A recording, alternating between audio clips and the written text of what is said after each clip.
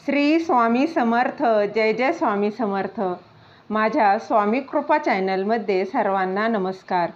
स्वामी महाराजांच्या कृपेने तुमच्या सर्व चांगल्या इच्छा पूर्ण होत ही स्वामी महाराजांच्या चरणी प्रार्थना करते आणि आजच्या या नवीन व्हिडिओला सुरुवात करते. उद्या आहे गुरुपौर्णिमा.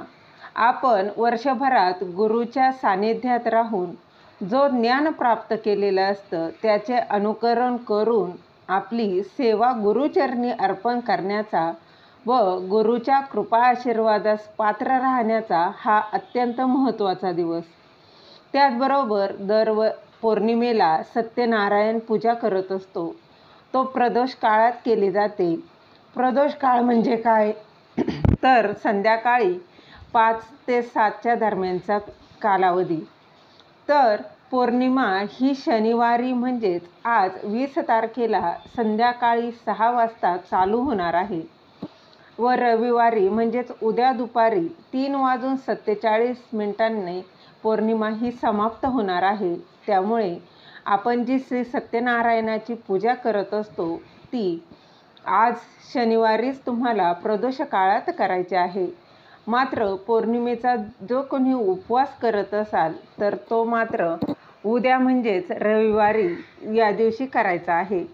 तर या दिवशी आपल्याला गुरुपौर्णिमेच्या दिवशी आपण स्वामींच्या सेवेसोबत गुरुबळ मजबूत होण्यासाठी कोणत्या सेवा करायला हव्यात. त्याचबरोबर बघा या सेवेने गुरुबळ मजबूत होणार आहे. त्याचबरोबर लक्ष्मी प्राप्तीसाठी कुठल्या सेवा करणं महत्त्वाचं आहे हे मी तुम्हाला या व्हिडिओत सांगणार आहे. ते जाणून घेण्याआधी तुम्ही माझ्या स्वामी कृपा चॅनलला सबस्क्राईब नक्की करा.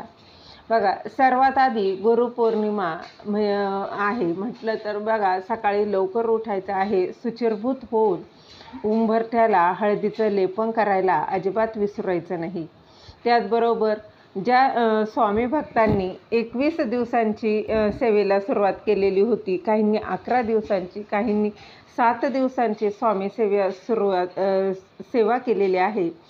श्री स्वामी चरित्र सारामृताची जी सेवा सुरू केली होती त्याची सांगता आज म्हणजे गुरुपौर्णिमेच्या दिवशी करायची आहे.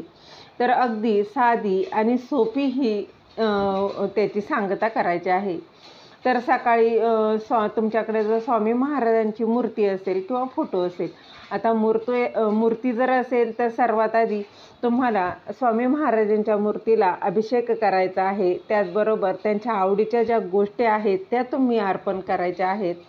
मग त्यानंतर फुलं, धूप, दीप दाखवायचा आहे.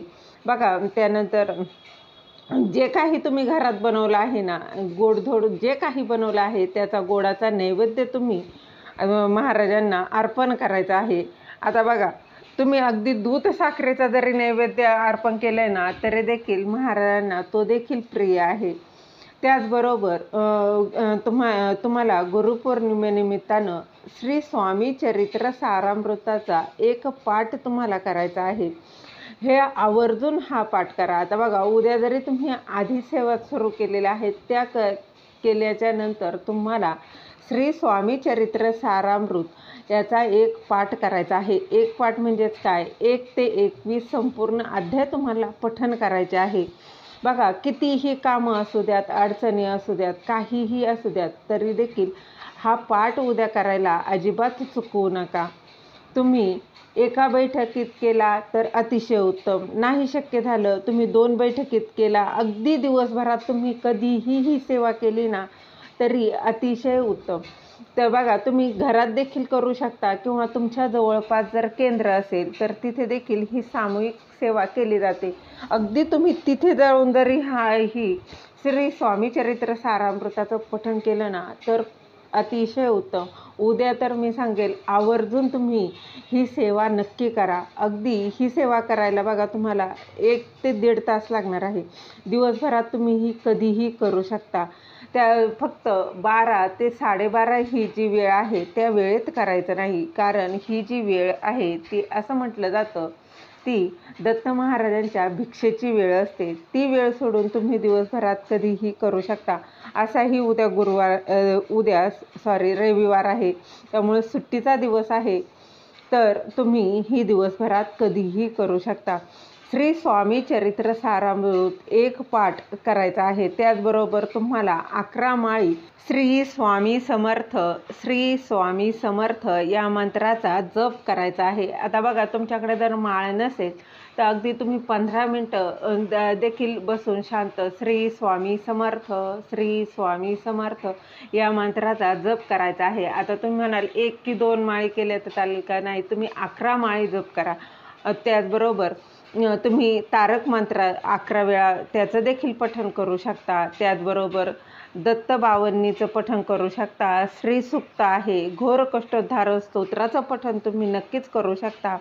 व्यंकटेश स्तोत्र आहे.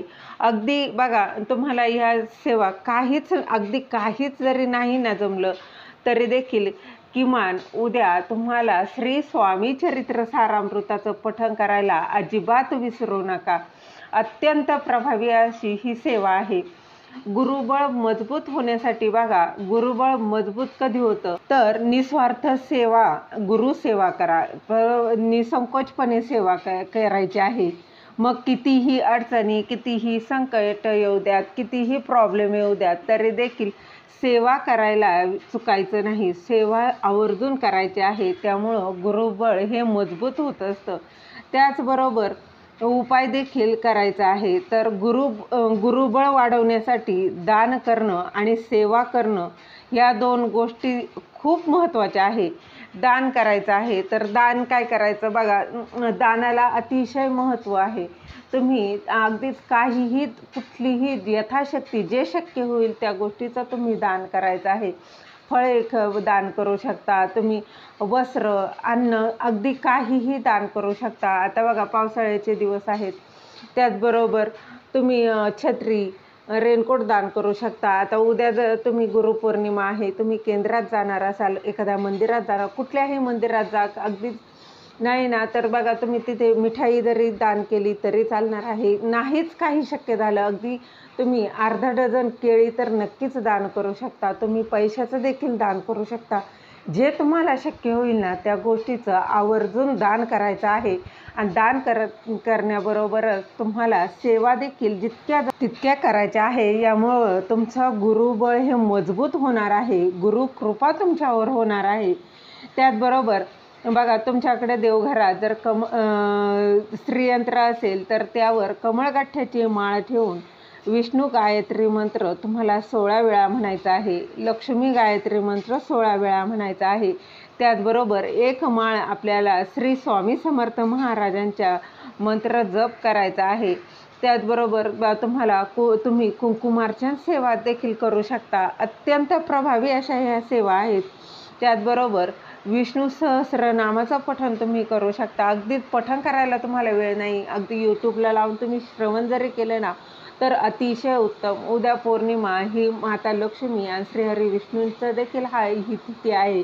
त्यामुळे तुम्ही विष्णू सहस्रनामाचं नक्कीच श्रवण करू शकता, पठण करू शकता. विष्णू सहस्रनामावली पठण करू शकता. त्याचबरोबर नवार्णव मंत्र आहे तो देखील तुम्ही 16 वेळा तुम्ही पठण करू शकता.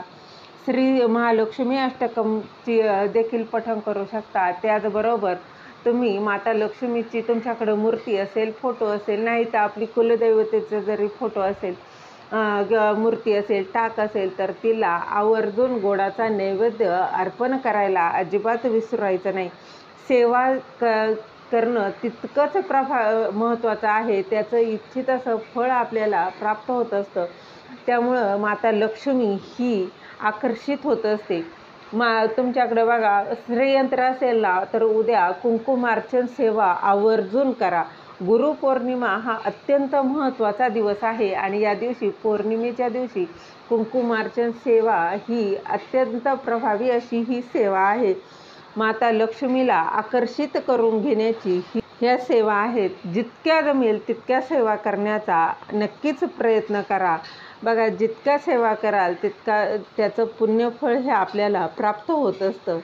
झालेली सेवा महाराजांच्या चरणी रुजू करते. दिलेली माहिती तुम्हाला आवडली असेल तर लाईक करा, शेअर करा, सबस्क्राईब करायला अजिबात विसरू नका. श्री स्वामी समर्थ.